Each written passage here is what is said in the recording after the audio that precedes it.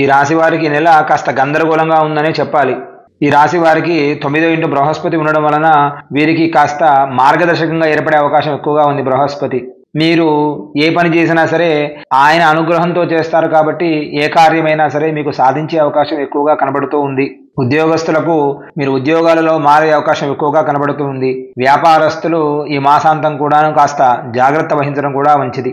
వ్యాపారంల విషయాలలో చిన్న చిన్న విషయాలను కూడా కాస్త ఎక్కువగా ఆలోచించి మీరు నిర్ణయం తీసుకోవడం వలన నష్టాలు పోకుండా ఉండే అవకాశం కనబడుతూ ఉంది. కాబట్టి వ్యాపారస్తులకు మిశ్రమ ఫలితంగానే కనబడుతూ ఉన్నాయి.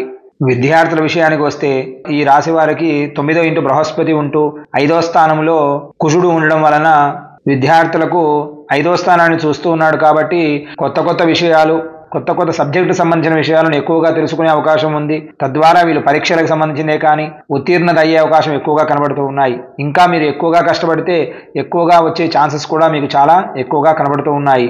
కాబట్టి ఈ రాశి వారికి విద్యార్థులకు అనుకువగానే ఉంటుంది.